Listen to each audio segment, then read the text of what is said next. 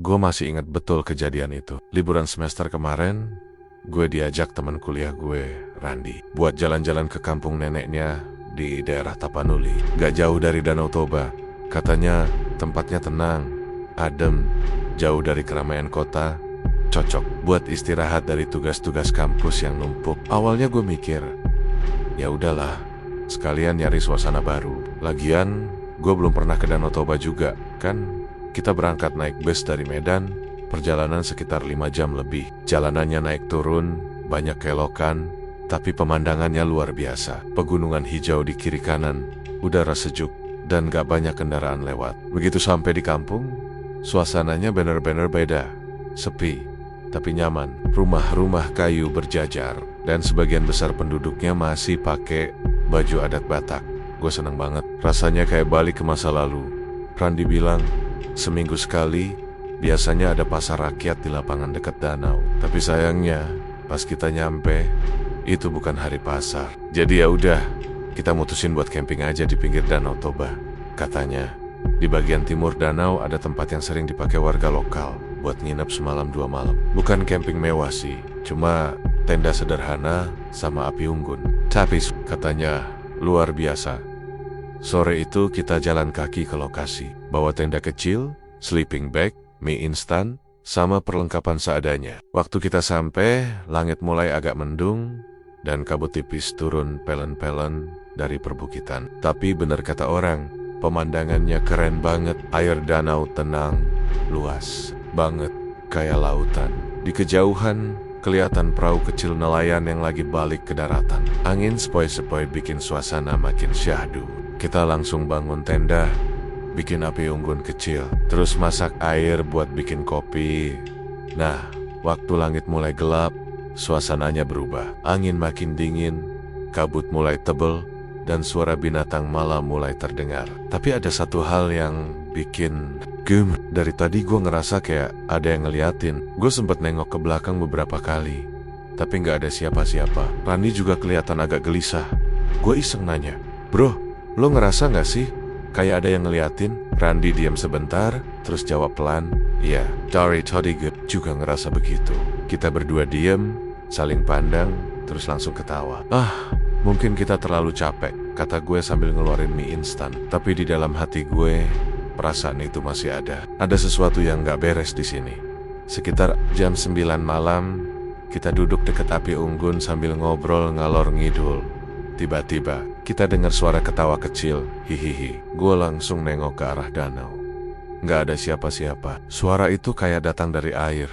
Randi juga dengar. Dia berdiri, ngeliat sekeliling. "Lo denger gak?" bisiknya. Gue angguk. Si Ron ya jealous banget. Bukan suara binatang, jelas suara anak kecil. Tapi di sini gak ada rumah, gak ada anak-anak, apalagi jam segini. Gelap, dingin, dan berkabut. Kita berdiri pelen-pelen, jalan ke arah dermaga kayu yang agak tua, tempat nelayan biasa naruh perahu. Tapi pas kita nyampe, gak ada apa-apa. Air danau tenang banget. Kabut mulai nutupin permukaan air, bikin semuanya kelihatan samar. Gue sempet nyorit-nyorit pakai senter ke arah danau, tapi kosong. Gak ada siapa-siapa, gak ada bekas langkah kaki, gak ada perahu, gak ada suara apa-apa lagi. Kita balik ke tenda, tapi suasananya udah gak enak. Randi sempet bilang, gue pernah dengar cerita dari nenek gue soal tempat ini. Gue langsung tertarik. Cerita apa? Dia pelan-pelan jawab, "Dulu ada anak kecil yang hilang di sekitar sini. Katanya lagi main di pinggir danau. Terus tiba-tiba hilang, dicari berhari-hari, gak ketemu, gak ada jejak. Bahkan nelayan yang nyelam sampai ke dasar danau juga gak nemu apa-apa. Warga sini percaya, anak itu gak mati. Dia masih di sini, tapi bukan sebagai manusia lagi." Gue diem, merinding. Randi lanjut, katanya, "Kalau malam-malam dengar suara anak kecil ketawa jenggen di kari, jangan dipanggil, karena itu bukan manusia." Nilan lut. Rasanya kayak ada es batu di tenggorokan. Keesokan paginya, kita turun ke warung kopi di kampung buat beli makanan. Sambil gue iseng cerita ke bapak-bapak tua yang duduk di pojokan warung soal suara ketawa tadi malam. Reaksi dia langsung berubah. Matanya nyempit. Terus dia bilang, "Kalau kalian dengar suara anak kecil tengah malam jangan dikari. Nak, jangan pernah samperin. Apalagi kalau dia ngajak main." Gue nanya, Kenapa pak? Emang siapa dia? Dia diam lama, terus ngelus dada. Dia itu penjaga danau, arwah anak kecil yang gak tenang. Kadang muncul di malam berkabut. Katanya dia masih nyari teman buat nemenin dia di dasar danau. Langsung merinding lagi. Suasana warung jadi hening. Randi juga kelihatan pucat. Waktu kita balik ke tenda, kita jalan buru-buru. Rasanya kayak semua orang di kampung itu tahu sesuatu, tapi milih buat diem. Malam kedua, kita ragu mau lanjut nginep di sana. Tapi karena udah keburu pasang tenda, kita mutusin buat nginep 1 malam lagi. Tapi dengan syarat, gak ada yang keluar tenda tengah malam. Gak ada yang jalan ke dermaga. Gak ada yang jawab kalau dengar suara apapun. Kita siapin kayu bakar lebih banyak, biar apinya terus nyala sampai pagi. Tapi jujur, gue gak bisa tidur. Gue dengar suara air kecipak pelan dari arah danau.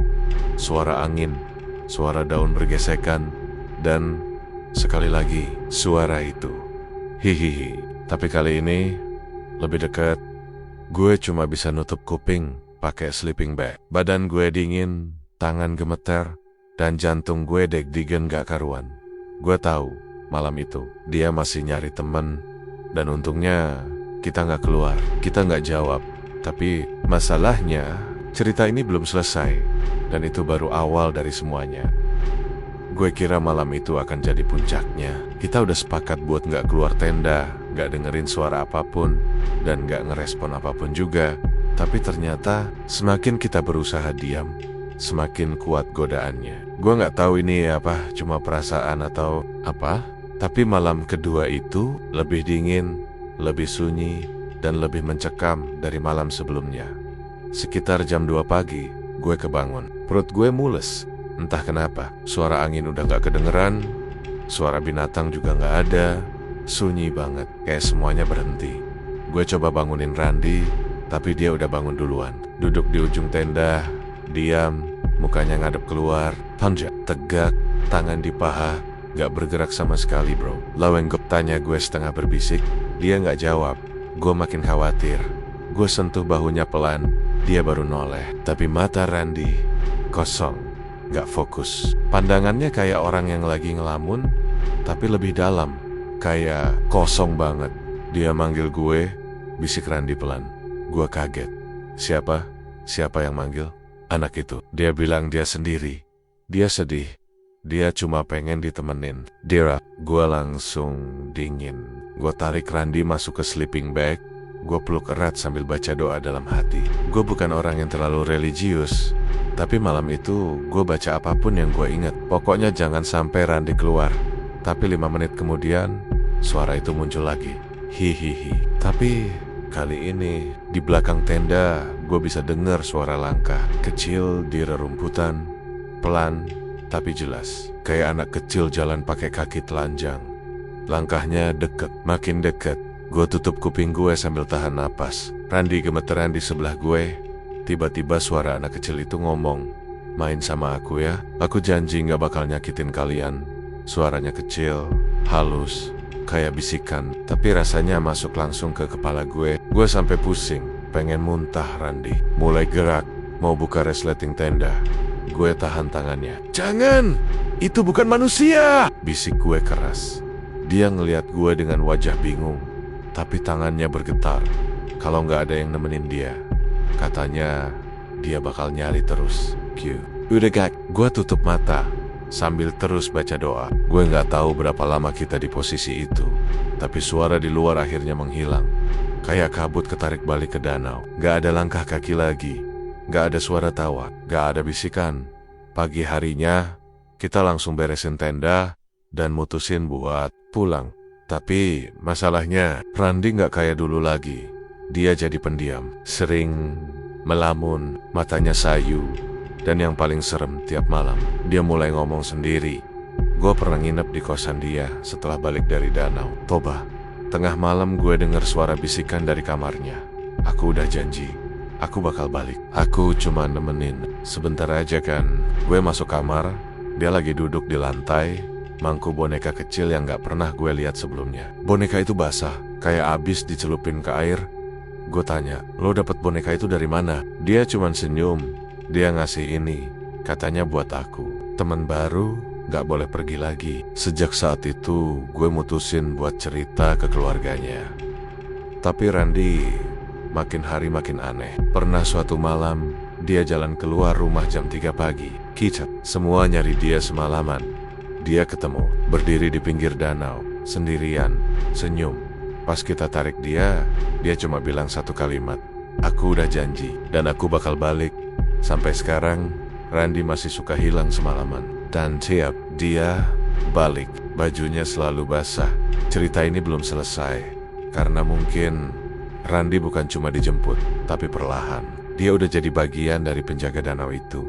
Dan kalau suatu malam, lo lagi ke Danau Toba, terus lo denger suara tawa kecil dari arah air, jangan cari, jangan jawab.